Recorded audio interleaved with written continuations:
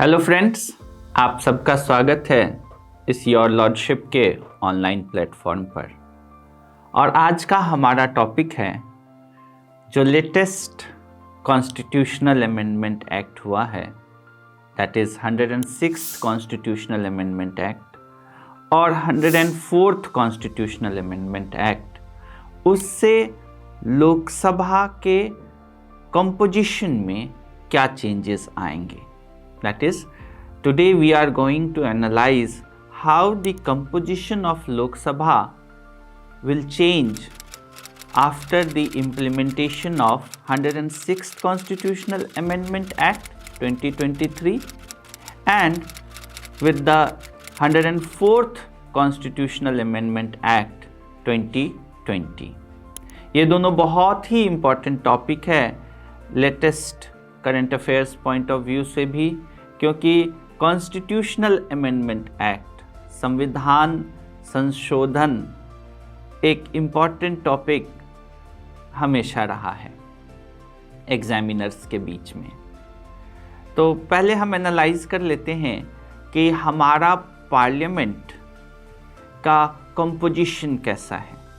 तो article 79 of the constitution of India ये बताता है कि पार्लियामेंट के एक्चुअली 3 इम्पॉर्टेंट पार्ट हैं। It's just like a triangle. आज का अभी हमारा जो नया संविधान भवन बना है पार्लियामेंट का, वो भी ट्रायंगुलर है। तो इसमें जो फर्स्ट पार्ट है that is the president of India. तो president of India is part of the parliament of the India, और या यूनियन लेजिस्लेचर की बात करें तो। सेकेंडली राज्यसभा है, और थर्ड इज योर लोकसभा, जो हाउस ऑफ पीपल भी जिसको हम लोग कहते हैं। अब राज्यसभा का कंपोजिशन आर्टिकल 80 में दिया गया है, और लोकसभा का कंपोजिशन उसके बाद के article 81 of the constitution of India में दिया हुआ है।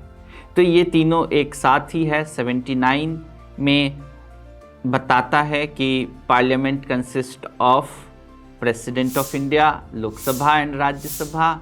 फिर 80 में राज्यसभा के कंपोजिशन के बारे में है, और 81 में लोकसभा के कंपोजिशन के बारे में है। अब लोकसभा का composition maximum strength is 550 members.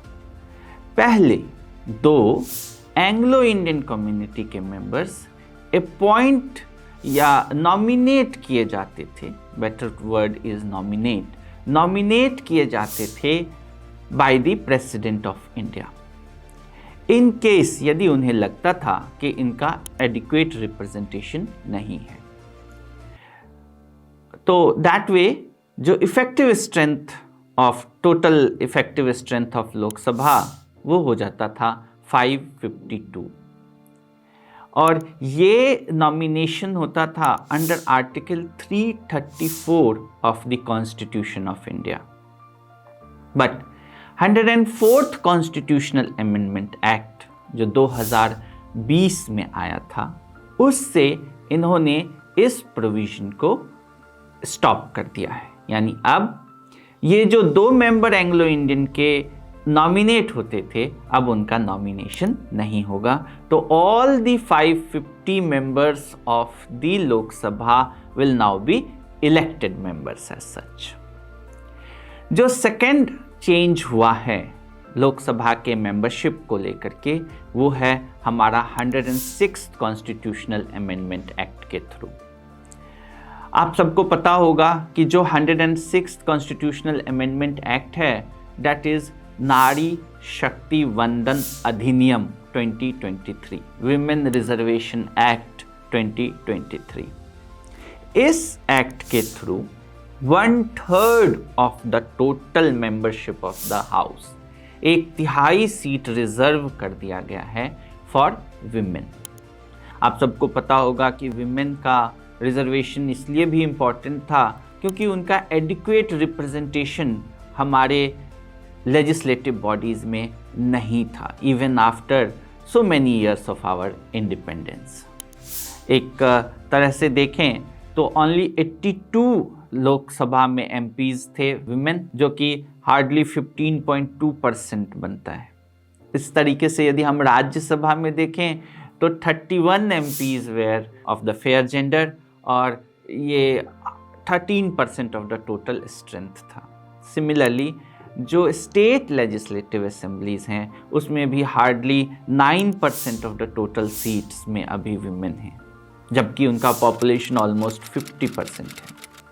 तो इसको लेकर के दो प्रयास 1996 से ही चल रहा था, बट नाउ 2023 में नारी शक्ति वंदन अधिनियम के रूप में 106th कॉन्स्टिट्यूशनल अमेंडमेंट एक्ट पास किया गया, और 1/3 of the total membership of the Lok Sabha has been reserved now for the women.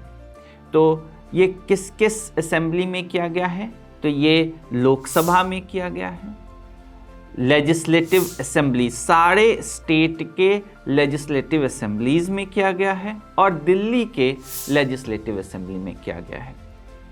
Friends please remember, और ये एक इम्पॉर्टेंट क्वेश्चन भी बनता है कि जिसमें कि आपको 4 ऑप्शन दे देंगे और कहेंगे कि किस में नहीं किया गया है।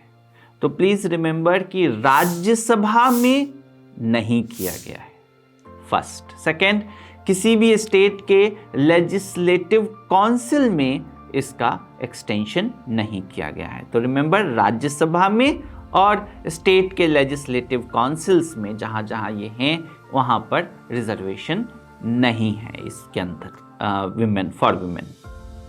अब जो 1/3 ऑफ सीट्स रिजर्व्ड किए गए हैं, ये कब से इम्प्लीमेंटेशन होगा? क्या आगामी आने वाले लोकसभा चुनाव में या लेजिस्लेटिव असेंबलीज में ये होगा?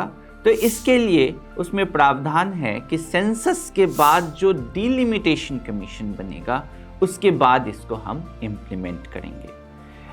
सेकेंडली, कि ये कितने साल के लिए प्रावधान किया गया है? Then this has been made for 15 years, and after 15 years it can be further extended.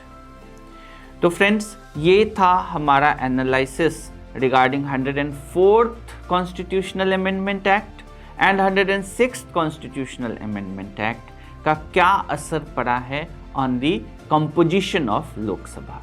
तो 104th से हमने देखा कि एंग्लो इंडियन कम्युनिटी का जो नॉमिनेशन था वो समाप्त कर दिया गया है, और 106 से हमने देखा कि 1/3 of the seats have now been reserved for the women. Thank you friends.